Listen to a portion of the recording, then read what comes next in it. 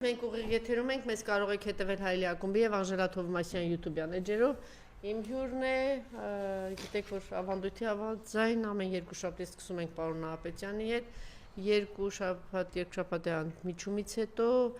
նորից հանդիպել ենք պարոն Նահապետյանի հետ։ Բարև ձեզ պարոն Նահապետյան, շնորհակալ ենք հրավերն ընդունելու համար։ Իդեպ մեր վերջին եթերում մեր ընտրության այդ գիշերն էր պարոն Նահապետյանը Այստեղ էր միասին փորձում էինք ամփոփել, թե ինչ իրավիճակ էր ձեր գնալուց հետո, այդ ազգակործանը եթեր մտավ, ընդհանրապես 10%-ի հաշվարկ էր եղել եւ 10 չէր։ Ավելի քիչ։ 10 ես։ Եվ ինքը ազդարարում էր արդեն իր բանը, ինչ մեռած բանի ինչ դեմքեր էին ասում, մեռած չթաղած։ Դեմքով բանը իրենց հաղթանակի մասին էին խոսում։ Միջև այդ ընտրությունները պարոն Նահապետյան խոսում էր նրա մասին, որ կլինի երկրորդ Գյումրի, այսինքն տարբեր թևերով կգնա անդիմությունը եւ վերջում եւ տարբեր թևերով այսպես կկարողանան հաղթել Նիկոլին։ Շատերն ասում են, որ այդ տարբերակը չի աշխատելու, պետք չէ տեղային ընտրություններն ու համայնքային ընտրությունները համատել իրենց հետ եւ տեսանք, որ բոլորովին ուրիշ մեթոդիկա կիրառեց Նիկոլ Փաշինյանը։ Գյումրու ընտրություններում չէր բացառում, որ որոշակի կեղծիքների գնացել էր իշխանությունը, բայց այնպես լայնամասշտաբ, ինչպես որ եղավ այս համայնքային համապետական ընտրություններում, այդպիսի կեղծիքներ չկար, օրինակ Գյումրու ընտրություններում եւ տեսանք, որ իսկապես ընդդիմությունը կարողացավ հաղթել։ Թերևս դա, այսպես ասած, մարդկանց աչքերը փակելու համար էր եւ եթե նկատեցիք դրանից հետո շատ ակտիվ սկսեց Նիկոլը գործել։ Մենք դրանից հետո տեսանք ինչ, տեսանք սպանված համայնքապետ, Փարաքյալի համայնքապետը սպանված էր, եթե դա իշխանության կողմից էր անշուշտ հանցագործեն եւ պատասխանատուն իրենք են, եթե իշխանության կողմից չէր, ելի պատասխանատու եւ հանցագործի իրենք են, որ ոչինչ չարեցին, որ դա տեղի չունենա։ Հաջորդիվ մենք տեսնում ենք գործերը հարուցում ընտրված եւ բարձր վարկանիշ ունեցող քաղաքապետ Մասիսի քաղաքապետի նկատմամբ եւ ուղակի այդպիսի թիրախային հարձակում Գյումրվա ընտրված քաղաքապետի նկատմամբ եւ ողջ թիմի նկատմամբ։ Եթե շատ ավելի կոնկրետ ասենք, Գյումրու քաղաքապետի նկատմամբ ուղակի տեղի ունենում խոշտանգում, դա շարունակվում է, գիտեք որ Վարդան Ղուկասյանը խցում մնում է 6 հոգու հետ, սարսափելի դաժան պայմաններ են, հակահիգիենիկան պայմաններ են, դուք գիտեք որ առողջական լուրջ խնդիրներ ունի Վարդան Ղուկասյանը, փաստորեն Նիկոլ Փաշինյանը ունի այսպիսի բան, նա չի ներում բոլոր նրանց, ովքեր իրեն տարբեր բաներ կա, ովքեր տեսել են իրեն ստորացած վիճակում, ում հետ ինքը համագործակցել է, այսպես կան հիմա այդ ինչ որ խմբի մեջ է մտնում Վարդան Ղուկասյանը եւ ամենակոլորիտային եւ ցցուն կերպարն է ինքը այդպես դաժանաբար փորձում է խոշտանգել եւ պատժել Վարդան Ղուկասյանին։ Դրանից հետո այսպես հյուրերիցս մեկը ասեց, որ ոչ թե ինքը վերջին 1 ամսում սկսեց գործել, այլ ինքը արդեն հենց այդ ընտրությունից հետո սկսել էր շատ ակտիվ գործել եւ իրականում կեղծիքները սկսել էր հենց այդ շրջանում։ Հետո արդեն հայտ ներկայացրեցին ընդդիմադիր ուժերը, հատկապես 3 ուժ, ցավոք սրտի Սամվել Կարապետյանի խորհրդականները սխալությամբ տարան, որովհետև այդ ժամանակ ասում էին Իվանիշվիլի երկրորդ տարբերակը կարող է լինել եւ բոլորը միավորվեին, ինքը դառնալ այն լիդերն ու առաջնորդը, որ բոլորին միավորեր, ես կարծում եմ այդպիսի իրական ընդդիմադիր ուժ եւ անց չէր լինի ոչ չմիավորվեր, ցավոք սրտի այդտեղ սխալվեց Սամվել Կարապետյանը եւ առանձին գնացին եւ թիրախավորեց 3 ուժերին տարբեր կերպով Նիկոլ Փաշինյանը, գիտեք որ 700-ից ավել ձերբակալվածներ, շտաբի ղեկավարներ եւ ամբողջ այդ համակարգը ինքը փորձեց փլուզել դա առաջին խոշոր հարվածն էր, դրանից առաջ ինչպես ասեցի ընտրված համայնքապետերի նկատմամբ այս խոշտանգումներն ու հետապնդումները ինքը սկսեց ձերբակալությունները եւ դրան զուգահեռ կեղծիքների մի քանի խոշոր փաթեթ էր մշակված Նիկոլի կողմից եւ Նիկոլի տերերի կողմից, դրան կողքին նաեւ կար ահռելի մեծ ընտրակաշարք։ Ինքը, այսինքն բացարձակ, ինչպես ասեցի, փակեց մարդկանց աչքերը Գյումրու ընտրություններով, ռոմանտիզմի գիրք ընկան մեր ընդդիմադիր առաջնորդները եւ ընդդիմությունը, մտածելով, որ կարող է իսկապես արդար։ Հիմա այստեղ Նահարա Զորաբյանը նստած էր, ինքն քչերից էր, որ ասում էր ոչ մի գնով Նիկոլ Փաշինյանը թույլ չի տալու, եթե անգամ 100% հավաքի, 101, ես ասել եմ միշտ 101% եթե հավաքի։ Իրականում այդպես էլ տեղի ունեցավ, Նիկոլ Փաշինյանը պարտվեց, բայց ինքը թույլ չտվեց, որ ընդդիմությունը հաղթի, որտեղ ինչպես ասեցի, մի քանի ուղղություններով այսպես կարողացավ աշխատել։ Սա բան է, որ դաս է, որ երբեք չպիտի հավատալ, որտեղ իր տերերը հավաքական արևմուտքը, Միացյալ Նահանգները, Իսրայելը, Թուրքիան եւ Ադրբեջանն է, երբեք չպետք է հավատալ այդ երկրներին, հատկապես իրենց փչացած կամ ոչ փչացած, այլ դեռ պիտանի գործիքներին, ինչպես Նիկոլ Փաշինյանն է։ Նրանք միշտ ունեն անակնկալներ, իսկ այդ անակնկալները հակահայկական են, հակապետական են եւ կործանարար։ Մենք ունեցանք այսպիսի պատկեր։ Հիմա արդեն սահմանադրական դատարանում են, ինքը շատ ավելի կենտրոնացել է Գագիկ Ծառուկյանի վրա, գիտեք, որ անգամ Մեդվեդևը խոսեց դրա մասին, մի քանի պատճառներ կա, որովհետև իսկապես դե այդ մարդը նաև լավություն անողների, Իսահակյանը ասում էր, չէ, որ մեկ իրեն շատ մեծ վատություն էր անում, Ավետիք Իսահակյանի խոսքին ասում էր, ախր ես այս մարդուն լավություն չեմ արել։ Գագիկ Ծառուկյանը շատ է արել եւ իր անդիմադիր եղած, իր խմբագիր եղած ժամանակ կարծեմ բավականին մեծ աջակցություն եւ համագործակցություն է եղել թաքուն, եթե բացահայտ չգիտեմ, բայց հաստատ այդպիսի բան եղել է, իհարկե մի քիչ բան փուլեր են ունեցել, բան նենց վատ հարաբերություններ, այդպիսի ինչ-որ փուլեր են ունեցել, բայց մոռանալ եւ ուրանալ այն, որ եթե Գագիկ Ծառուկյանը չհայտարարել եւ այդ թիմի անդամները խորհրդարանում չընտրեին, ինքը վարչապետ չէր ընտրվելու, ինքը ուներ մի ճանապարհ տերոր եւ մարդկանց սպանել, մենակ այդ ճանապարհով կարող էր դառնալ վարչապետ։ Դրանից հետո ընտրեց, որոշակի համագործակցություն եղավ, բայց այս մարդը գիտի, թե բոլոր իր ստրուկներն ու ծառաներն են։ Իրան թվում է, եթե հնարավորություն ատավե, որ Գագիկ Ծառուկյանը օրինակ նորմալ հանգիստ իր բիզնեսը ծավալի, ուրեմն ինքը մեծ բարեգորբան է, լավություն է արել, էլի, աղջան, դու դե վերընկած չես, որ մենակ մարդկանց նկատմամբ տերոր անես եւ խլես։ Եվ հիմա ինքը համարում է, որ քանի որ երևի տենց բանն է խավորությամբ Խաչատուր Սուքեսյանի Գագիկ Ծառուկյանը բիզնեսը տենց քիչ թե շատ հանգիստ ծավալել է, հիմա ասում է ոնց թե դու համարձակվել ես մի հատ ինքնուրույն քաղաքական գործունեություն ծավալես, հիմա կտեսնես թե ինչ տերոր եմ անելու քո նկատմամբ։ Ինչևէ, սահմանադրական դատարանում են խայտառակ կեղծիքների մասին է խոսվում, երևի մեկ անգամ ենք այսպիսի խայտառակ այլանդակ տերորի տակ այսի ընտրություններ եղել, դիմել են սահմանադրական դատարան, ունենք այսպիսի իրավիճակ եւ ինքն էլ հայտարարել է, որ կաշիներ եմ քերելու, բոլորին նստեցնելու եմ, բոմժ եմ դարձնելու, այդ բոմժությունը փաստորեն այս մարդու բանը գաղափարախոսությունն է, բանի հոգեկերտվածքի մեջ մտածել, որովհետեւ բոլոր արարող եւ ստեղծող կայացած մարդկանց հետ կապված ինքը սովորաբար վերջում գալիս հանգում է դրան, որ քանի դեռ ձեռքին գործիքակազմ կա, պետք է դա բանեցնի։ Խնդրեմ, ինչ ունեցանք, ինչ եղավ։ Ասեմ այսպես, ինչ խնդիր դրվել է Փաշինյանի առաջ, ինքն էլ իր ենթականները այդ խնդիրը լուծվել է այսօր։ Մասնավորապես նկարել 3/5, 3/5-ը նկարվեց, որով հնարավորություն է տալիս քաղաք պայմանագիրը կազմի կառավարություն,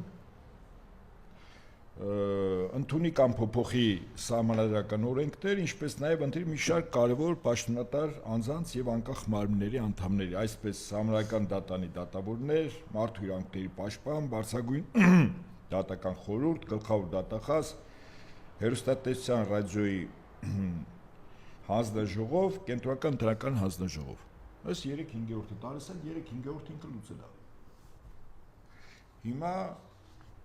նկարչության մասին։ Ես ունեմ իմ վերլուծությունը, եւ որը ասում է հետեւյալը. Ես իդեպ Հայաստանի Հանրապետության 3 միլիոն վարչապետներից մեկն եմ, եւ ես անմեղության կանխավարկածը մի կողմ դնում, ինչպես մյուս վարչապետը, որի անունը Փաշինյան Նիկոլա, որը ասում էր, որ նախորոք, վաղորոք, առանց դատարանի որոշման, առանց քննչական մարմինների որակումներ է տալիս, ես հիմա թվերի լեզվով խոսեմ եւ ինձ իրավունք կվերապահեմ, որ այն ինչի մասին ես հիմա բարձրացնելու եմ, դա ձեռնտու էր միայն իշխող ուժին եւ ոչ ընդդիմությանը եւ այսպես։ Ուրեմն անճշտությունների գումարային չափը Թեթի անճշտություն եղել, չգիտեմ, ում էր ձեռք տալիս իշխող ուժին, ես այդպես եմ գնահատում 1509 0.1% մասնակիցների։ Անվավեր քվեաթերթիկների թիվը աստղերին է հասել 17097, հետո 850 մի վարքյան 859-ով պակասել է, դարձել է 16138։ Օրինակ գիտեք, որը կարող է անվավեր լիներ։ Իդեպ ընդդիմադիր դաշինքներից ներկայացնող փաստաբանները հարց են տալիս կենտրոնական ընտրականին, ասում են այդ անվավերը օրինակ որ ունեք թե որքանն է ծալած, քանի հատնա ծալածով անվարում է, չէ մենք չունենք վիճակագրություն եւ դրա կարիքը չի եղել։ Օրինակ ես կարամ ասեմ, որ այդ 16138-ից 16000-ը հենց տեսել են ընդդիմությանը ասես ծալել են ու վերջ։ Ուրեմն ոչ մի նշում ոչ մի բան։ Երբևէ չգիտեմ, այսպեսի բան եղել է մեր Ոչ չի եղել։ 17000, հա։ Ոչ չի եղել։ Չի եղել 5000 է եղել նախորդում։ 2021-ին 5000։ Ես իրավունք ունեմ ասելու, որ անվավեր քվեաթերթիկների թիվը, որը այս պահին 16138-ը ձեռք է տալիս միայն իշխանությանը, իշխող խմբակցությանը, որը 1.15% է մասնակիցների, անցնում ենք առաջ։ Ուրեմն քաղաքացիների անձնագրերը նույնականացնող սարքերը չեն ճանաչել վավերացման կամ նույնականացման փուլում 80000 քաղաքացու անձնագիր չեն ճանաչել։ Այսինքն դեռ հարց անդեղ, երբ որ մեկը գնում է ու չի ճանաչում, այդ ինքն է, իր անձնագիրն է, իր ազգանունը կա թե չկա։ Դե չեն ճանաչել, բայց ասել են մի հատ թղթով ստուգենք բան, այսպես շարունակ ասել են, հա դու ես, Պողոս դու ես։ Եվ Պողոսը քվեարկելու դուրս եկել։ Ես իրավունք ունեմ գնահատելու, որ այդ 80000-ը գնացել է իշխող խմբակցությանը։ Ումա ձեռք տալիս։ Հայերեն ասած կամու վիգդնա։ Միայն իշխող 80000 թիվա, չէ, կազմում է 5.4%։ Հիմա գնում ենք առաջ։ Գոյություն ունի շուրջ 17000 գաղտնի չհրապարակվող, չվերահսկվող ցուցակների ընտրողներ։ Այս կարող է անդիմության ընտրողներն են։ Հաստատ չէ։ 17000, որը կազմում է 1.15%-ը նորից ընտրության մասնակիցների։ Հիմա եւ գալիս ենք վերջին ԲՀԿ-ի հետ կապված 58378։ Փաստորեն ԲՀԿ-ն անցնում է, այնտեղ ինչ որ մի 60 ձայն, հետո պարզում է ինչ որ տեղեր վերահաշվարկներ, այդ 60-143-ը ավելանում է, բայց երկու ընտրատեղամաս 2600 ընտրող։ Ասում են անվավեր ենք ճանաչում։ Անվավեր ճանաչելուց հետո այդ երկու ընտրատեղամաս իբր կամովին են ընտրել, կամովին չեն ընտրել, ընտրել ընտրել, որտեղ ԲՀԿ-ն շատ է հավաքել։ Ուրեմն վարչական դատարանը որոշում է կայացնում այդ երկու ընտրատեղամասում վերաքվեարկություն։ Պարզում է, որ վարչական դատարանը ավելի ստորինողա կա, քան կենտրոնական ընտրական հանձնաժողովը։ Կենտրոնական ընտրական հանձնաժողովը ասում է, ինչ 2600, Կարոջը ես եմ ասել, այն գանգուր մազերով մի նախագահ կա անունը Վահագ։ Ուրեմն այդ գանգրահեր երիտասարդը ինչ է ասում։ Ասում է, չէ, ինչ վարչականս որն է։ Ես որ ասում եմ չկա, 2600 ընտրողս որն է։ Դուք հասկանում եք, այսինքն դատանի որոշումը կենտրոնական ընտրական հանձնաժողովում բեկանում է, որտեվ վարչական դատան ասել է, եթե դուք չեղյալ եք համարում այդ երկու ընտրատեղամասի վերաքվեարկություն։ Չկա վերաքվեարկություն։ Հետևաբար էականորեն ազդել է երրորդ ընդդիմադիր ուժի խորհրդան մուտք գործելու վրա։ Էականորեն հեքիաթներ չկա, ասում է ի ежу понятно։ Եվ այսպես ԲՀԿ-ն ԲՀԿ-ի 58378 ընտրողի պլյուս 2600 այդ երկու ընտրատեղամասի ասում են դուրը դրսից ծածկեք, ձեր քվեն ում եք տվել, ոնց եք տվել, մեզ չի հետաքրքրում։ Որը ԲՀԿ-ն ես հաշվում եմ 4%, մարդը 4% հավաքել է։ Հիմա այս ամեն ինչը որ ես իրար գումարում եմ, գիտեք ինչքան է գալիս։ 12%։ Այնպես ոնց որ փոքր տոկոս է։ 12% իշխանությունը, ինչպես ասում են, տակով արել է, բայց հիմա շարունակություն կա, մի վարքյան։ Ուրեմն 264000 ձայն էլ փոշիացվել է։ որը կազմում է մասնակիցների 18%-ը։ Ինչ է նշանակում փոշիացումը։ Այսինքն հավաքել են 14 կուսակցություն եւ դաշինք չեն անցել։ Ես իրավունք ունեմ մտածելու բացի 1-ից 2-ից ենթադրենք մյուսները իշխանության ջրաղացին ջուր են լսում։ Նույնիսկ ավելին ասեմ, այդ 1, 2, 3-ը, որը իրապես ընդդիմադիր են, այնքան հեռատես լինեին, որ իրենք հրապարակավ միջև ընտրությունները հայտնեին, Կամ հանեին կամ հայտնեին այս տաղավարից միշտ ասում են 3, 7, 17։ Տայեք իրենց, դուք չեք անցնում։ Օրինակ այդպիսի մի միավոր ի պատիվ այդ անձի Ուրիխանյանը, չէ, ինքը չմտավել եւ շանսեր ուներ մտնելու ավելին հավաքելու, քան սրանցից շատերը։ Հայակվեն չմտավ, ասես գնում եմ պաշտպանեմ իմ դիտորդներով վստահված անձանց ուժեղ Հայաստանին։ Ահա։ Հիմա ես, այսինքն նրանք ովքեր որ իրապես ընդդիմադիր են, իրանք խոհեմ չեն եղել։ Ես տենց եմ գնահատում եւ իրավունք ունեմ գնահատելու։ Հետաբար 264,000 ձայն ուղակի փոշիացվել է։ 18%-ն է կազմում։ Ես 18-ին որ գումարում եմ 12, անում է 30%։ Այ 30%-ը իրականում աշխատել են իշխանության վրա։ Ոնց որ քիչ տոկոս չի, չէ՞։ Կլորիկ տոկոս է։ Երեք ձայնով ինչքան է գալիս դա մոտավորապես ընտրողներից 300 քանի հազար։ Միլիոն ու կես են մասնակցել 477-ա։ Կլորացնեմ 1.5 բազմապատկի 3 450,000 ձայն։ Այս է 450։ Ուզում եք նորից մի հատ թվաբանություն անեմ հստակ, ես հաշվել եմ, նորից եմ ասում։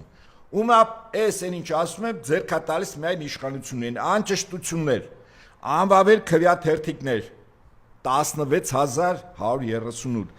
Քաղաքացիների անձնագրերը նույնականացնող սարքերը չեն ճանաչել, վավերացման կամ նույնականացման փուլում 80,000 ընտրող։ ԲՀԿ-ի 58378 ձայն, գոյություն ուրեմն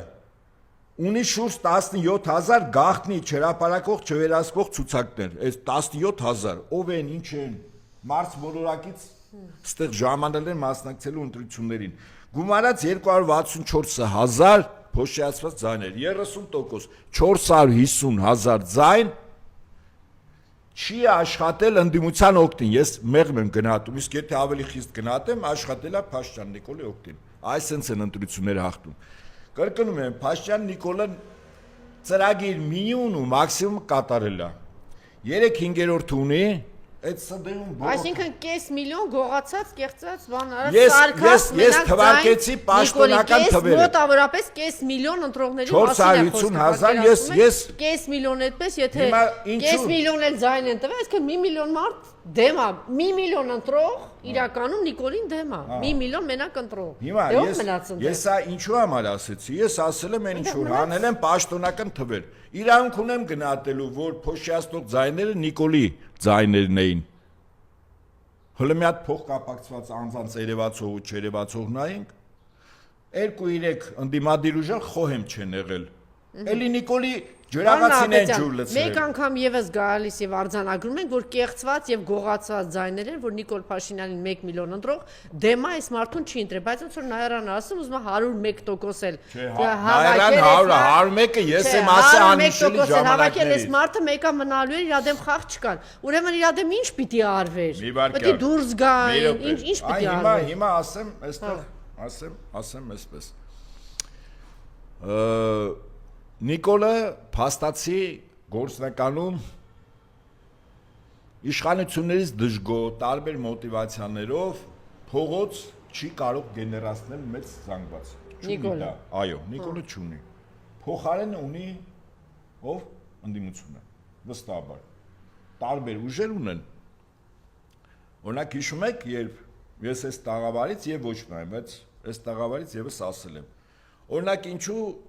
զորահանդեսի օրը մայիս 28-ին չնշվեց Սարդարաբադի հերոսամարտը։ Ընդդիմությունը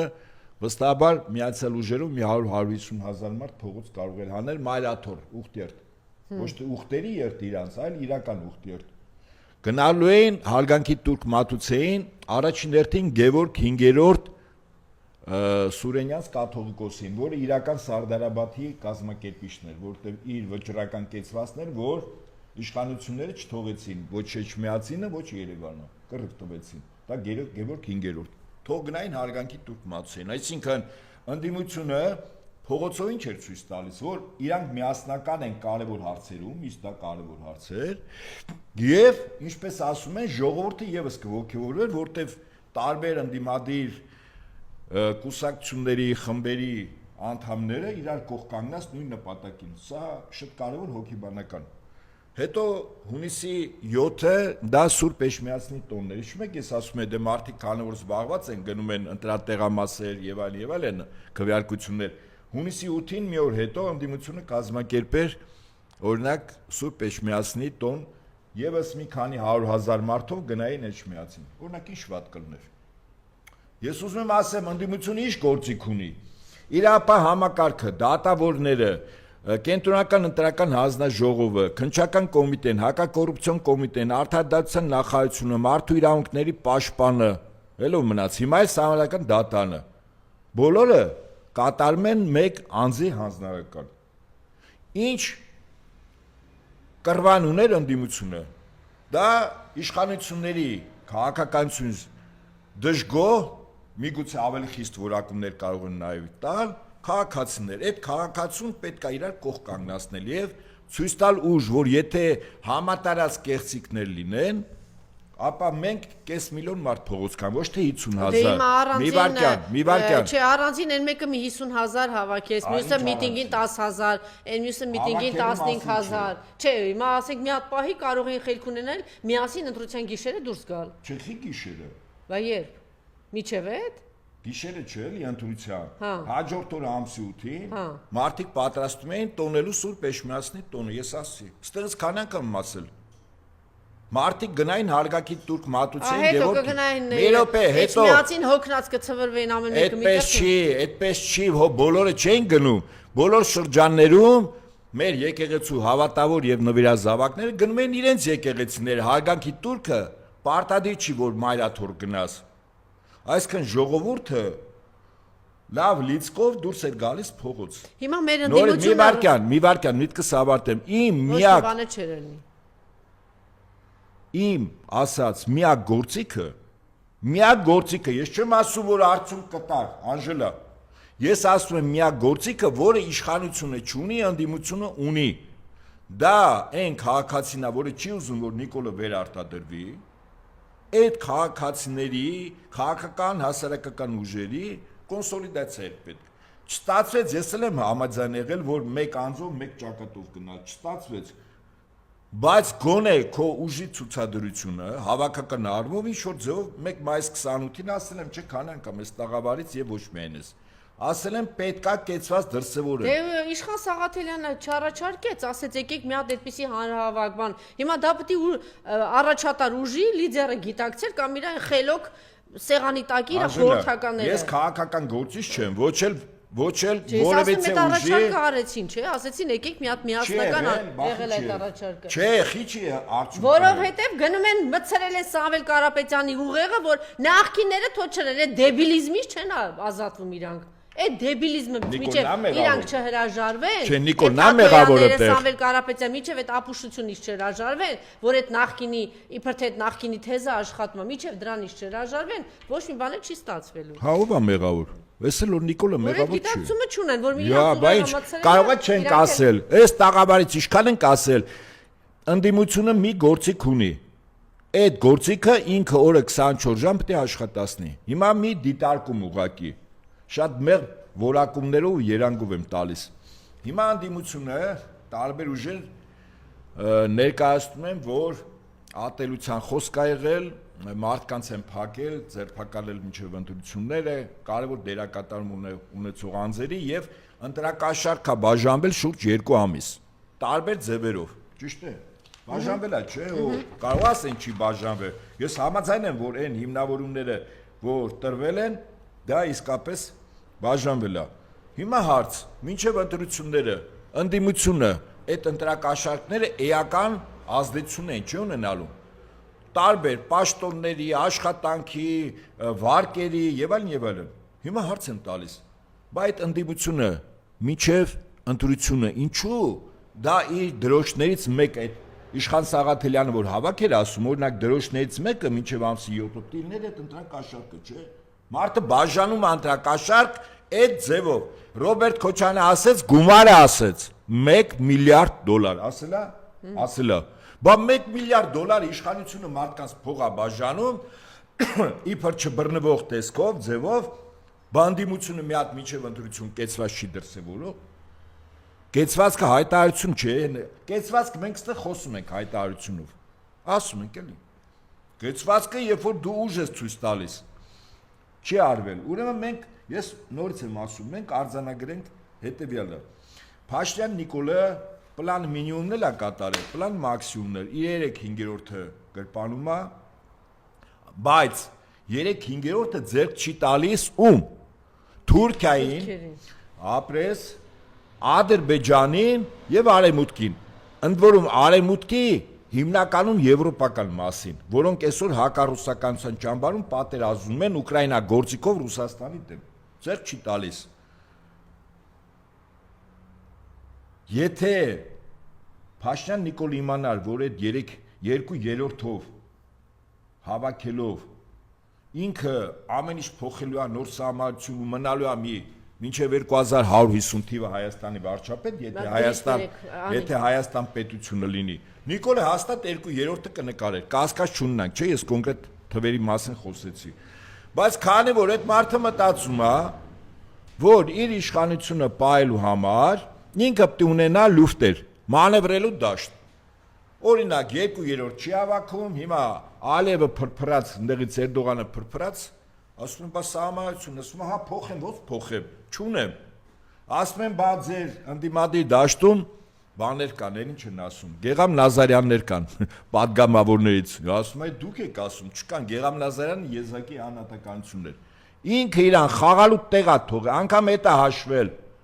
ընդ որում քանի պատգամավոր, որը 2/3, որ ինքը տեսնել ճար, հնար չկա, որ ինչպես ասում են, անկյուն են քշել, Թուրքիան էլ, Ադրբեջանը ասում են, եթե չես անում պատերազմ, մենա Ալիև զորքերը Այդ բերել մեկը չեղավ, ոչ Թուրքիան, ոչ էլ Ադրբեջանը այդ իր հարիվները չեն։ Այդ ձեզ թվում ատեղ ինքը տեսնստած խելոք, սենց բան անում։ Ես փաստ եմ ասում։ Կեղծում անում է, իրանք իր հարիվներն ընդ Էրդողանին ասի, մոտս չստացվեց, հա, որ 5 հոգի տանեմ կամ 6 հոգի տանեմ։ Լավ, հիմա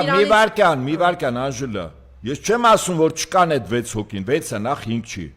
64-ը պետք լինի 70, չէ, որ հանում եք 6 հանում։ Ինքը իր համար անվտանգության բարձիկ է սարքել, ժամանակ շահելու, խաղացնելու, բարձ եմ ասում։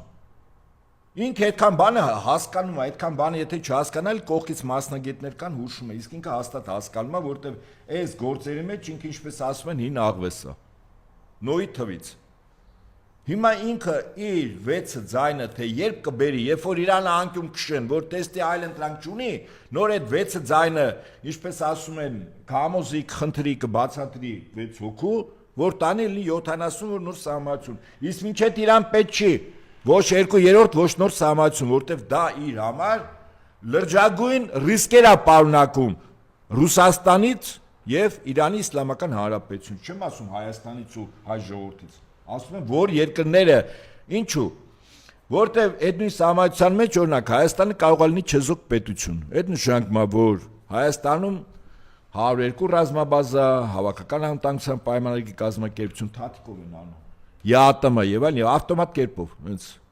ավտոմատ հապկն է, որտեվ վերպետական ռազմաքաղաքական կառույցի անդամ իրավունք չունես լինել։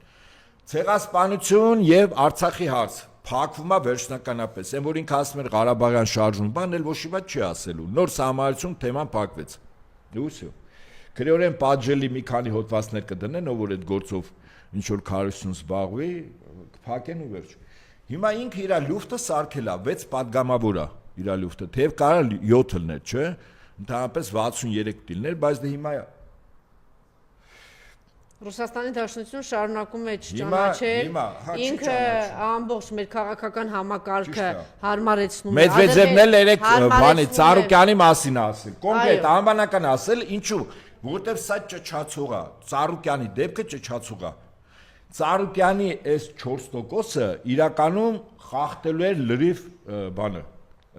այն ծրագիրը եւ այն պլանավորումը ճանապարհային քարտեզը, որ Նիկոլ անել է։ Ինչու, որտեվ 5 հոգի հանել 5-ա, չէ, եթե չեմ սխալվում։ Այսինքն 11 Գեգամ Նազարյանը, չգիտեմ Նայրա Զորաբյանը միգուցե ասի 30-ն էլ կարող է, ես 6 ավելի հեշտ է գտնել, քան 11-ը, բարձ եմ ասում։ Ուրեմն, բայց Ծառուկյանի դեպքը, ասենք, այնքան ցցուն է,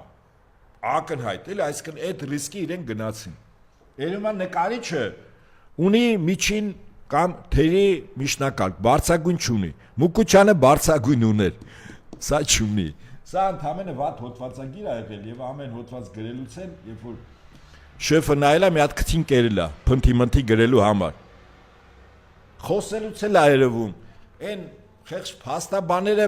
այդ Վահագին Գանգրահեր երիտասարդին կենտրոնականի փակուղի են մցրել։ Շատ լավ, առաջին անգամ չի, որ Նիկոլը այս վիճակում է, երբ որ լարվածություն է առաջանում Ռուսաստանի կողմից, մենք տեսնում ենք Թուրքիայից եւ Ադրբեջանից կամ հավաքական արևմուտքից մի հատ ինչ-որ նոր հրամայականներ, նոր պահանջներ, հետո Ռուսաստանի կողմից, սովորաբար սա ավարտվում է նրանով, որ մի հատ նոր տարածք է տալիս թշնամուն, որպեսզի ոչ մեկին չնեղացնի, սիրելի հայրենակիցներ։ Նիկոլը ձևը գիտի, մի հատ նոր տարածք տակ, ասի, գոնե ժամանակաշահում, այնտեղ մի տարի կամ 2 տարի ժամանակաշահում։ Հիմա ինչ է անելու, Ռուսաստանից այս հայտարարությունները չի ճանաչում, շարունակում են չճանաչել, Մեդվեդևը այսպիսի հայտարարություններ արեց, ինքը շատ արագ կերպով ամբողջ քաղաքական համակարգը հարմարեցնում է Ադրբեջանին, նույն ձևի մեջ աշխատելով, այն է ավտորիտար բռնապետական այս բանը ու հարցը առաջանում, այդ ինչի պետք է Ես վստահ եմ, որ արևմուտքն ասում է, չհասկացանք, ոնց որ դուք ոչ մի բանով էլ այս տարածաշրջանում ասում են դեմոկրատիա, չգիտեմ խոսքի ազատություն, բան Հայաստանը, չգիտեմ ինչերով առաջ ա եղել 90-ականներին, հետո իհարկե ասում են Վրաստանը առաջ անցավ։ Ոնց որ թե ոչ մի բանով ադրբեջանցիներից լավը չեք, իրանք են ձեզ հաղթել, իրանք ձեզանից լավն են։ Այսինքն այս համակարգը մյուս կողմից ամբողջությամբ մտցնում է Թուրքիայի տակ, Քլաչը ձեզ այ այստեղ միջակետ Ռուբինյանի նշանակերը ինչի մասին է խոսում։ Կասեմ ինչի Ես ձեզ ասեմ, որ այն ծառայությունը կգա ժամանակը եւ դուք դրա մասին կիմանաք, այն ծառայությունը, որ Ալենը մատուցել է Նիկոլին, դա պիտի Հուր Հավիտյան ինքը չմոռանար, երբ որ ասեն Նիկոլ ինչ է տեղի ունեցել, օրինակ այն գլխավոր մայրաքաղաքում, որ դու Ալենի հետ գնացել ես, այդ ում հետ եք հանդիպել, հետո ում հետ եք հանդիպել, հետո ինչ եք պայմանավորվել, հետո դու ոնց ես մտել քաղաքական, շատ մեծ բան արել, կարող է տենց Իրանից անկախ այդ ամեն ինչը ստացվել, բայց հիմա դաժե Արենա թե Արենա ինչ անունը, Արենինա դաժե բանանում էլի գցում մի կողմ, սա նշանակում է, որ թուրքական համակարգը Ռուբեն Ռուբինյանի նստածներ Ալեն։ Չէ, նստած։ Դե ուրեմն Ալեն թող շնորհակալություն հայտնի, որ նստած չի։ Ինքն էլ իր աղբոր կինն է։ Լավություն արել։ Բա ոնց։ Դուք լավ չեք ճանաչում Փաշինյան Նիկոլին, Նայրա Զորաբյանը լավ է ճանաչում, միասին աշխատել։ Ես ճիշտ եմ։ Կարծում եմ ճիշտ եմ։ Հիմա գնանք առաջ։ Բայց ասելիքս էն է, որ ինքը մի կողմից ռուսական բան է, բայց մյուս կողմից դուք տեսեք ինքը թուրքական բանի տակ է մտցնում։ Ռուբեն Ռուբինյան։ Մարտը կոնկրետ քլչի, եսի ինչն է, բարձա, չէ՞, որևէ կասկած չկա, ել չեմ ասում նևրոտիկ, հիստերիկ ինչ որ բաների մեջ ես նորմալ է, ոչ բան, ինչ որ հաստատ խնդիրներ ունեցող մի հատ երիտասարդ պլյուս թուրքական այս բաներով։ Ոնց է այս ամենի դուք օրինակ պատկերացնում եք, օրինակ Փաշինյան Նիկոլի տեղը զուտ հիպոթետիկ միտք եմ ասում։ Օրինակ կլինի Ռուբեն Ռուբինյանը։ Ասենք Փաշինյան Նիկոլը երկարատև գնում է բուժման, մի 6 ամիս հետո։ Էդ էլ երկրորդ ստատուս ունեցող մարդն է։ Ազգային ժողովն էլ Թուրքիայի հորդորով ընտրում է Ռուբեն Ռուբինյանին Հայաստանի վարչապետ։ Այդ եմ ասում, բա հիմա Չէ, օրինակ հələ մի հատ մտածեք էլի։ Բա հարցս դա է, չէ՞։ Հիմա գնացին, չէ, դուք հարց չեք տվել։ Մի կողմից Ռուսաստանի կողմից ճնշում կա, մյուս կողմից ինքը շտապում է թուրքական այս համակարգի տակ մտցնել, ո՞նց է դուրս գալու սա։ Ուրեմն ասեմ, նախ թուրքական համակարգը հիմա փլուզվում է։ Հիմա գալիս ենք ինչպես է։ Մենք մեր տան խոհանոցի մասին խոսեցինք, բայց մեր խոհանոցում ճաշատեսակները եղած սնունդը ուղղակիորեն կապված է թե աշխարհի հզորները ինչ են անում, ոնց են պատրաստում։ Հետաքրքիր զարգացումներ։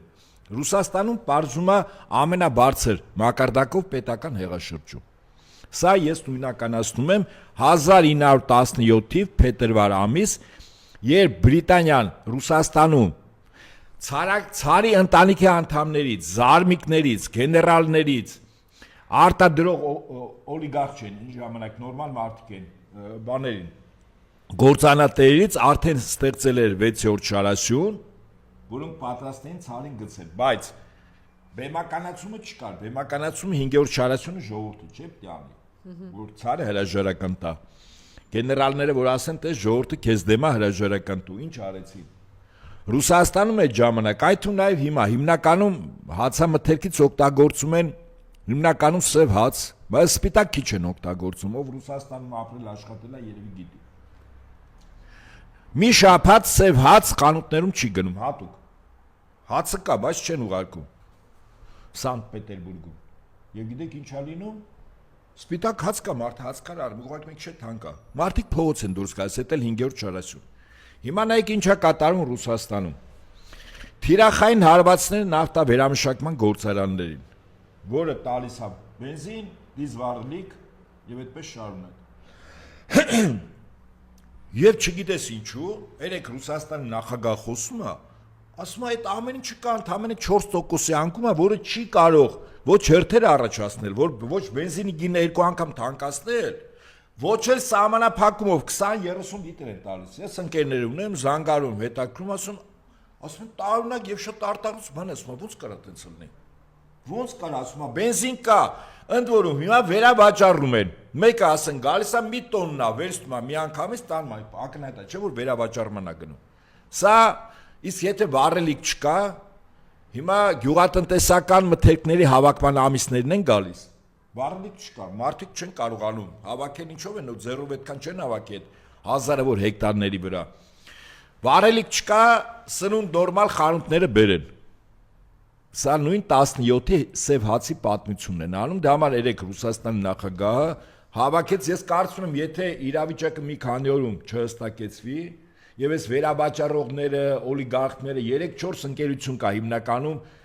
որոնք բենզին դիզվառելիք են, հա, գնում են, վաճառում են։ Եթե հարցերը չլուծվի, իմ կարծիքով արդեն ոչ թե Նովակն է զբաղվելու փոխվարչապետներից, այլ Բորտնիկովը բոլորով։ Անվտանգության դաշտային ծառայության պետը, որտեղ սա ուղակի սաբոտաժ է ներսում, եթե դրան գումարենք նավթավերամշակման գործարանները, պայթյուններ եւ այլն, եթե դրան գումարենք, որ 40 օր ժամանակ է, Զելենսկին 40 օր ժամանակ է տալիս Պուտինին, ասում է, բան արա, խաղաղություն տիկնքենք, եթե չէ պրոբլեմ կունենաս։ Հասկանում եք դուք։ Եվ հիմա Ռուսաստանում գլխիվայր արագության process-ներ են զարգանալու, գլխիվայր, օրինակ, այս գիշեր ճեղքվել է այդ 3 շերտով պաշտպանիչ Դոնեցկում Կրամատորսկ, Սլավյանսկ պաշտպանական բնագիծը, այդ որ ճեղքում է, այդ քաղաքները վերցնում են, ասում են, 3 գիշեր ա եղել։ 3 պաշտպանական բնագիծը ճեղքվել է։ Եթե Ռուսաստանի նախագահ որոշում է որպես գերագույն գլխավոր հրամանատար, որ լինելու է ստրատեգիական հարձակում, ոչ թե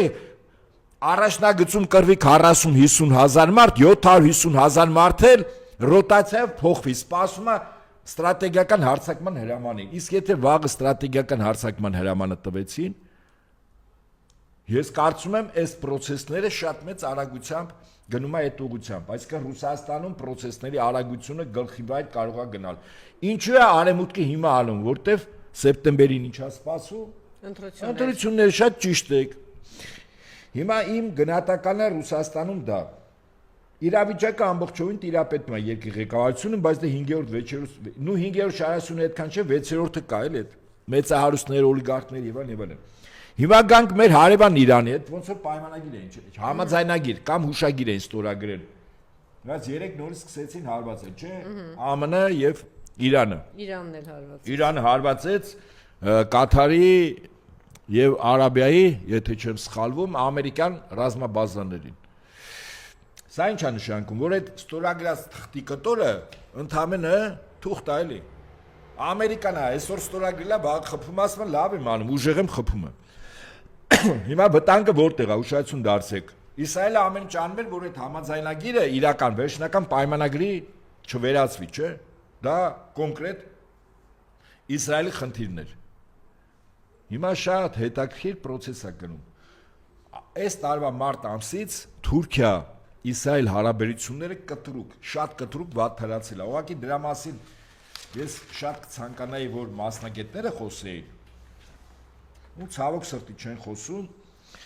Օրինակ հիմա նայեք, որտեղ է հակասությունները։ Ինչու եմ ասում մարտ ամսից, մարտի 2-ից։ որտեվ Հեզբոլայի դեմ կոնկրետ ցախալը, այսինքն Իսրայելի պաշտպանության բանակը սկսեց ակտիվ գործողություններ եւ մտավ Լիբանանի տարածք։ Հարավային շատ բնակավայր գրավված է հիմա։ Ուրեմն մեկ Լիբանանը, Շայրի Բախում, Թուրքիա, Իսրայել, Սիրիան, Դամասկոս, Սիրիայում Իսրայելն է օգնում։ Իր բանակում միակ ազգությունը, որը իրավունք ունի ծառայել, դրուզներն են։ Դրուզները Սիրիայում մեկ մարզում կան։ Հիմա Իսրայելը զինում է դրուզներին, ասում է պետք լինի ավտոնոմիա, պետք լինի, եթե ավտոնոմիա չեք ուզում, պետություն կստեղծենք։ Դրան գումարած քրդերին։ Այսինքն Սիրիայի պահով, իսկ Թուրքիան Իսրայելին պետքա թույլ Սիրիա, որտեղ ինքը առավելագույն իր գործիքակազմով կառավարի, իսկ Թուրքիան պետքա ուժեղ իր կողմից դրած վարչակազմ եւ ուժեղ Սիրիա։ Հաջորդ բախման կետը Թուրքիայում քրդական գործունը։ Սիրիան ամեն ինչ անում է, որպեսզի Թուրքիայում քրդական գործունը իր ազդեցության ներքո լինի եւ կառավարել լինի։ Չորրորդը Գազայի հատվածի Համասը, այսինքն պաղեստինցիները, որտեղ Թուրքիան ամեն ինչ անում է, որ զինի, դա իր եւ Բրիտանիայի կողմից ստեղծված կառույցեր։ Միջանկյալ անցավ Իրանի հսկողության տակ, հիմա Թուրքիան բավականին ակտիվացել է։ Հիմա այս, ինչպես ասում են, իրողությունների ֆոնի վրա այս տարվա մարտի 2-ից սրվել է Իսրայելի եւ Թուրքիայի հարաբերությունները։ Այն աշճան, որ ցեղասպանությունը կառավարությունը ընդունել է շուտով օրենսդիր մարմին Քնեսեթի մտնի, որ վավերացվի։ Բայց հեսա Նիկոլը նամակը գրի, ասի տենց բան չանեք։ Չէ, իսկ եթե արեցին օրինակ Բենյամին Նատանյահուի սետքեն կփակի Հայաստան մտնելուց կամ կասի հենց որ գաք ձերբակալում, չէ։ Պատկերացնում ես։ Եկե Թարսի պես այդ մարդը գալու է իր զորքով Նիկոլին ձերբակալի։ Իմիջիալից հետաքրիր է այն փուլում, երբ որ ամենա խայտարակ ցածր վարկանիշը ունի, հեղինակություն ունի Նաթանյահուն, ինքը արդեն ընկալվում է որպես բառիզբուն իմաստով ցեղասպան, միջազգային այո, առավել եւս հետապնդում է ինքը Նաթանյահուն, հետապնդում է, լավ, ակնհայտ որ սա օգտագործվում է ինչի համար Թուրքիայի վրա լծակ, ընդամենը, բայց ասեմ ձեզ, որ հետաքրքիր զարգացումներ կարող է սպասեն։ Ուրեմն Թուրքիայի դեմ Ֆրանսիայի նախաձեռնությամբ այս գործի Հայաստանի գործնականում Ռուսաստանի դեմ, ասենք Թուրքիայի հետ, չգիտեմ, Իրանի դեմ եւ այլն, քավորը Ֆրանսիան է, բոլոր առումներով։ Արցախի թիմ 1 պատասխանատուն հայնազրկման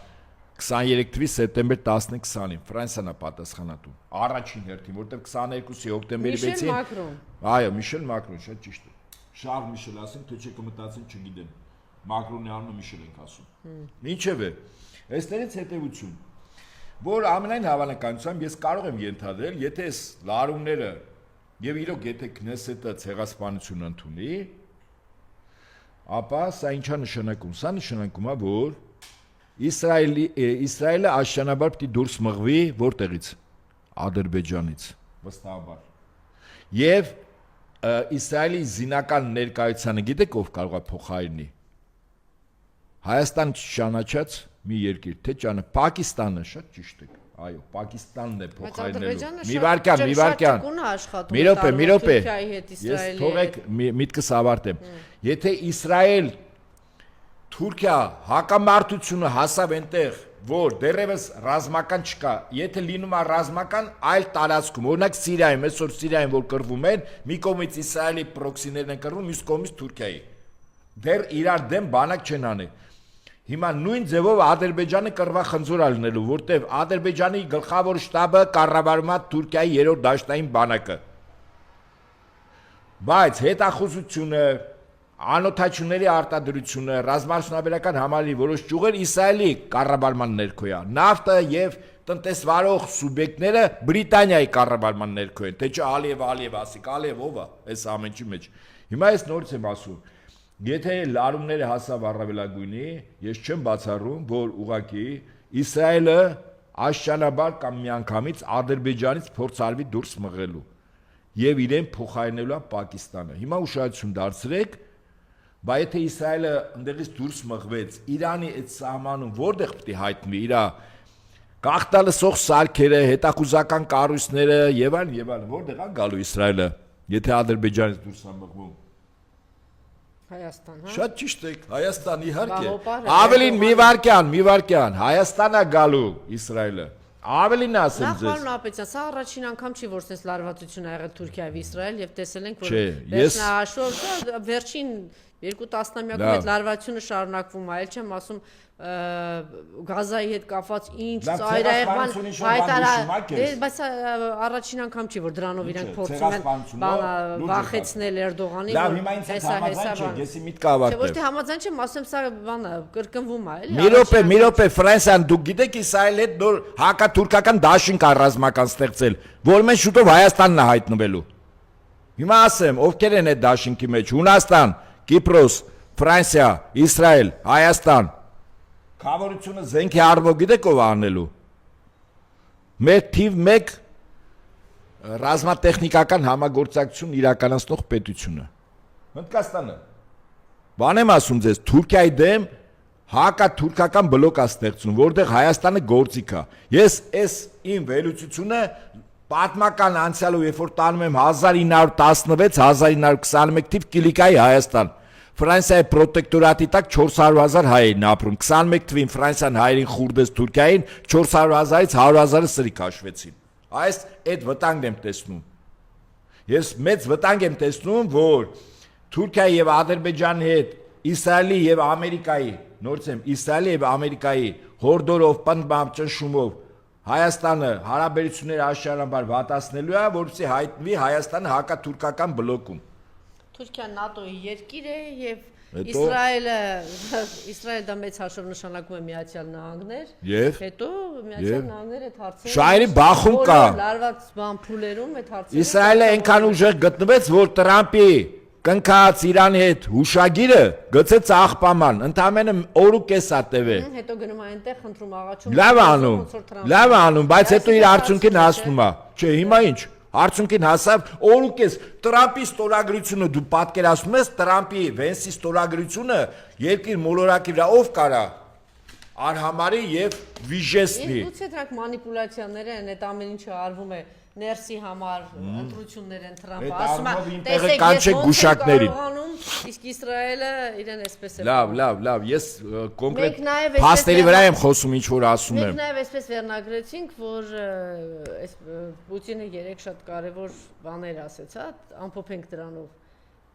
մասամբ խոսեցիք բայց մեկ անգամ եւս հա Պուտինը Ռուսաստանի դաշնությունը այս գիշեր ճեղքում արել այդ պաշտպանական 3 պաշտպանական բնագծերով ամենակարևոր Սլավյանսկ հրամանատարությունը դա ճեղքում է 1 երկրորդ Պուտինը 3 հաշվի առնելով արհեստական կերպով բենզինի դիզվառելիքի ստեղծման գործընթացը 3 հավաքել էր այդ գործով զբաղվող տնտեսվարող սուբյեկտներին եւ պետության այն ներկայացուցիչներին որոնք պատասխանատու են Բանում ասեմ ձեզ, Ղրիմում քաղաքացիական անձիկ վառելիք չեն ստանում։ Վիճակը այդպիսին է։ Իսա 101%-ով արհեստական է սարքում։ Արհեստական սարքումը Ռուսաստանում ներքին դժգոհություն ընտրությունների նախաշեմին։ Երբ որ բերք են հավաքում, դուք հասկանում եք Ռուսաստանում հիմա մարդը ամբողջ տարին աշխատել է, որ հիմա բերք հավաքի, վառելիք չկա որ հավաքի, վառելիք չկա որ հավաքած բերքը տանի հանձնի։ Դու հասկանում եք դժգոհության չափը ուր է հասնելու։ Մարդիկ փողոց են լցվելու։ Ես դե համար եմ զուգահեռում 1917-ի մի շաբաթ սև հաշ չկար Պետերբուրգում։ 5-րդ շարասյուն սարքեցին, հանեցին փողոց, 6-ը կար։ Հիմա էլ Ռուսաստանում 6-ը կա։ Ուղղակի Նիկոլայ II-ը իր որակներով չափելի չի Ռուսաստանի նախագահի հետ։ Ռուսաստանի նախագահը հարցը շատ խիստ կդնի, ինքը չի ուզում, ինքը շատ կոշտ մարդ է, շատ խիստ Քայլերի կողմնակից, բայց ինքը նաև ներքին հեղափոխություն է անում, չէ՞, հիմա Ուրեմն այդ վաղուց որականներն են ցուցակում։ Ուրեմն իհարկե, ես հիշում եմ որ ասում են պատերազմը Ռուսաստանին է պետք, որտեղ այնտեղ սարքում է Ռուսաստանի ապագա կառավարչական էլիտան։ Սա իրականություն, այո։ Իրականում ինքը քանի դեռ այդ էլիտան չուներ, ընդ որում ոչ միայն հայնասեր, որոնք նաև պիտի գային որոշակի գիտելիք կրթություն ստանային, այնպես չի որ բայց բավականին բալանսավորված, օրինակ Եզին Արասիայի հնգյակի մեջ Լավրովն է, մեկ Սավյանին է, եկած, մեկի առաջին հնգյակում մի շտաբի պետ իրանց Ռուսաստանի հերոս եւ այլն։ Հիմա ինչ եմ ասում, այսինքն Ռուսաստանի նախագահ էվոլյուցիոն ձևով է փոխում, ռևոլյուցիա չի անում։ Աշճանաբար այդ 5-րդ շարաշուն ազդեցության գործիքով եւ մեր հիմա այ որպեսի դա չստացվի, հիմա արեմուտքը որոշել է Ռուսաստանի ներսը պայթեցնել, որտեղ նա շատ լավ գիտի, որ այս Դումայի ընտրությունները եւ 2 տարի հետո 2030-ին 3 տարի հետո, չէ ինչ, երբ է նախագահական ընտրությունները Ռուսաստանում 28-29-ին 2 թե 3 տարի հետո արդեն այս բանակից պատերազմով անցած հայնիկի նվիրյալներ եւ այլն նոր էլիտա է ինքը ստեղծում, ոնց որ Ստալինը ստեղծեց 30-ականների սկզբին 30-35 տարեկան մարդկանց արդեն տալիս էր նախարարների, փոխնախարարների պաշտոններ Ստալինը հիմա նույն քաղաքականություն իրականացնում Ռուսաստանի նախագահը չի ճանաչում դրա հետևանքները թե ինչ որ արեմուտքը ֆորս մաժորի մեջ է ինքը եթե հիմա հեղաշրջում չանի Ռուսաստանում Եվ Ռուսաստանը Ուկրաինայի հարցը լուծումը դուք հասկանում եք ինչա տեղի ունենալու։ Առավելևս Լեհաստանը, որը Բրիտանիայի թիվ 1 գործիքն էր, այդ ամբողջ արևելյան Եվրոպայի երկրներում, Լեհաստանը ընդվզել է։ Լեհաստանը վաղ Ուկրաինայից ասելու է Լվովը հետ են բերում։ Իմն է եղել։ Ով ասում որ Լվովը քոնն է եղել, չհասկացա։ Եվ ոչ միայն Լվովը։ Դե Ռումինիան է ասել Ուկրաինայից ինչ եմ հետ բերելու։ Եվ վերջին հարցը Ռուսաստանը շարունակում է, այսինքն դեռ չեն ճանաչել այս ընտրությունները, հետևանքները։ Թե ինչ որ ոմանք ասում են Ես կարծում եմ Ռուսաստանի ղեկավարը այնուամենայնիվ լինելով զինվորական մարդ, բայց քաղաքականության մեջ ինքը փորձում է ոսկերչական ճշգրտությամբ որոշումներ կայացնել, ինքը սպասելու է համարատական դատարանի որոշմանը իրավական եւ դրանից հետո երբ որ ՍԴ-ն հիմնավորում է որ ընտրություններ այո եղել են խախտումներ, բայց որը էական ազդեցություն չի ունեցել եւ այլն, դրանից հետո մեծ հավանականություն կա որ ճանաչի, որտեւ Ռուսաստանը, Իրանը, Չինաստանը այդ երկրների ղեկավարները չունեն մշակույթ աշխատել, ստեղծել ընդդիմադիր դաշտ օպոզիցիա։ Իրանք միշտ աշխատում են պետությունների ղեկավարներ, նույնիսկ եթե իրանք սրտովը չի շատ վատն են, բայց ասում են աշխատում ենք իշխանությունների հետ, աշխատելու են, ինչ են։ Այսինքն ինչ ասելու են չենք աշխատում հարաբերությունները խզելու ենք ինչ են ասելու իրենք սպասում են ես վստահաբար եմ ասում ՍԴ-ն ինչ որոշում կա այսինքն վերջին ացյանն է վերջին ացյանը որոշումը կայացեց իհարկե հարաբերությունների ջերմություն եւ այլն չի լինի հայրը այստեղ այնտեղ Հայաստանի քաղաքացի խնդիրներ են ունենալու սա չերևացող աշխատանքն է բայց երևացող միջպետական հարաբերությունները գնալու են չեն կարող չգնալ ես դրա համար եմ ասում Փաշինյան Նիկոլը իր եւ պլանան արել եւ պլան B-ն արել Եվ ընդդիմությունը իմ կարծիքով չուներ մոտիվացիա այնքան իշխանությունը վերցնելու, որքան Նիկոլը իշխանությունը պահելու, քանիցս ասել ենք էս։ Մոտիվացիան ամենակարևորն է մարդու կեցվածքը։ Այն որ 3% դուք ասում եք 10% եւ սրանով ավարտենք 3%-ի ժամանակ էր Նիկոլ Փաշինյանը հայտարարել կես ժամից 1.5 որ խոսելու է 3% էր հաշված, այսինքն ինքը այդ 3%-ով էր պատրաստում խոսալ, հա կես ժամից ինքը մտավ 9%-ով, ավարտեց 12.5%-ով։ Ինչու եմ թվեր հիշում, որտեղ այդ ժամանակ այն ինչի մասին հիմա ասում եմ, նաև իմ գնահատականը ես անտիֆեյքի ուղիղ եթերում էի։ Բա 3%-ով մարդը մտնի ասի ես արդեն հաղթել եմ, սա ավելի Կարապետյան չասի, ես 20% արդեն հաշվել ենք մեր դիտորդներով բան էս կոմենկով մենք ենք հաղթել։ Օրինակ եմ ասում։ Հիմա փաստորեն ընդդիմադիր էլիտան պարտված է, հիմա մենք սպասելու ենք, տեսնենք Նիկոլը եւ իրեն ընտրող ժողովուրդը ինչ են անելու իրար, հա, ինչա տեղի ունենալու։ Ընդդիմությունը թող հաշվի, որ այս ճակատամարտը պարտվել է, այո, պարտվել է ընդդիմությունը։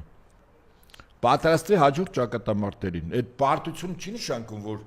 բան մենք այլևս ստեղ չեն կլնելու այս մեր երկիրը չի եւ այլն թող ավելի խորագետ լինեն ինչքան խորհուրդներ ենք ճիշտ է մի քիչ վիրավորական բանով լրատվամիջոցների ղեկավարներին Սամվել Կարապետյանը ասում էր չկանչեք ձեր մոտ որին մեզ հերրակա խորհուրդ մորուտ չտան չհասկացա այսինքն մենք վերլուծում ենք գնահատում ենք սրծավություն ենք հանդես բերում հրապարակա ոչ հրապարակա առաջարկում ենք ես արդյունքով եմ գնահատում պարտվել է բա ինչ արել այ քեզ բան Չեքիաթներ են պատմում։ Մարդկաց պետք չի խաբել։ Ոչ էլ պատրանքների գիրկը գցել։ Ինքն էլ հաշվի հարդար է տեսնում այս երեք ուժերի հետ։ Հա, բայց երեք ուժերի ղեկավարները չգիտեին, որ վերջնարդյունքում Փաշինյան Նիկոլը չգիտեին, Նաիրա Զորաբյանին հարցնեին, ով է Փաշինյան Նիկոլը, մեկ առ մեկ կասել։ Դու մի ռոմանտիկ էլ Նաիրա Զորաբյանն էր, էլի։ Նաիրա Զորաբյանը շատ լավ գիտեր Նիկոլին։ Ինչ իմանամ, ես դրա մասին չեմ ասում։ Իր հերթը կճշտենք ինչքանով է ռոմանտիզմը արդիական Նաիրայի մոտ։